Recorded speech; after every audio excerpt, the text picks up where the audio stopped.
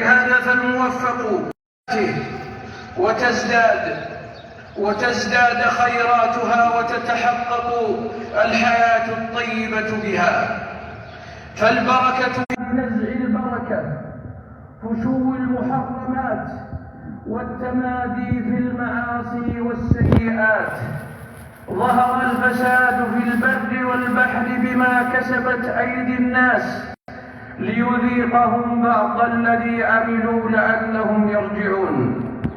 معاشر المسلمين، إن من آثار نزع البركات ما يعانيه العالم اليوم من مشاكل اقتصادية كبرى وتحديات مالية عظمى، مع توفر المقدرات الهائلة والأموال الطائلة.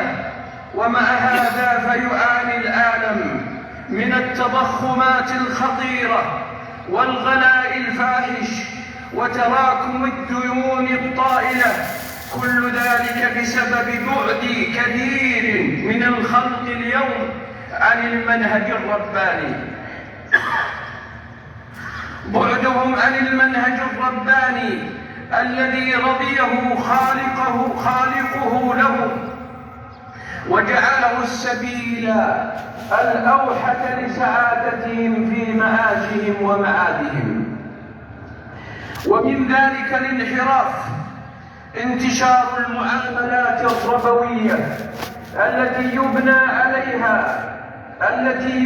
عليها اقتصاد العالم اليوم، مما أحل به النكبات الاقتصادية والمشاكل الاجتماعية المتعددة.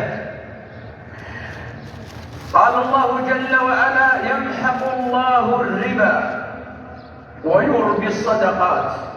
معاشر المؤمنين، لقد كثر وتنوع في عالم اليوم الغش التجاري بصور لا نهاية لأنواعها ولا حد لأشكالها، مما كان سببا في حلول المخاطر المالية المختلفة، ومما عاد ذلك على التعاملات التجارية بالكساد والخراب ونزوع البركة.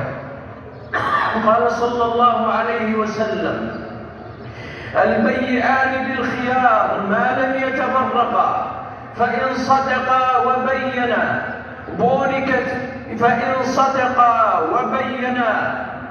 بورك لهما في بيعهما، وإن كذبا وكتما محقت بركة بيعهما. رواه مسلم. إخوة الإسلام، من أسباب نزع البركة في الأموال انتشار الأيمان الكاذبة لترويج السلع. وفي عالم اليوم يلحق بذلك كل ما كان في هذا المعنى من الإعلانات التجارية التي تحمل تزوير الصناعة فيه، ومن أخذه بإشراف نفس لم يبارك له فيه وكان كالذي يأكل ولا يشبع، متفق عليه. ومع هذا، إذا كان هذا الحديث في حال من يأخذ المال بلهف وجه متعددة، ومن ذلك من عدم الوفاء بثمن المبيعات أو رد القروض أو تسليم الأجرة ونحو ذلك. قال صلى الله عليه وسلم: من أخذ أموال الناس يريد أداء حياتكم وشؤون حياتكم تنزل بكم البركات وتعم الخيرات ويفتح لكم من ثمار الدنيا اليانعات النافعات. اللهم بارك لنا فيما سمعنا وزدنا علما وهدى.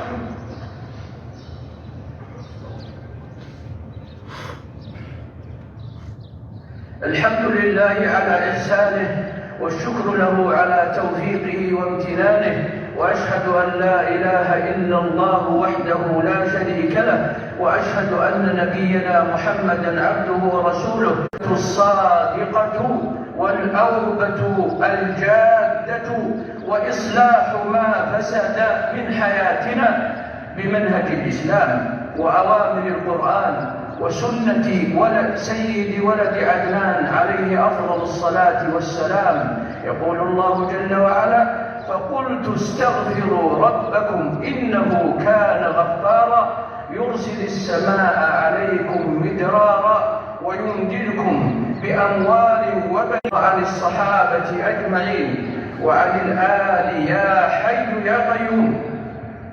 اللهم وفق المسلمين لرضاك وسددهم لطاعتك وتقواك. اللهم أنزل علينا البركات المتتابعات واجعلنا مباركين أينما كنا. اللهم بارك للمسلمين في دنياهم في دينهم ودنياهم. اللهم على كل مكان. اللهم على إخواننا في فلسطين. اللهم احفظهم بحفظك واكلأهم برعايتك وعنايتك واحفظ اللهم المسلمين يا حي يا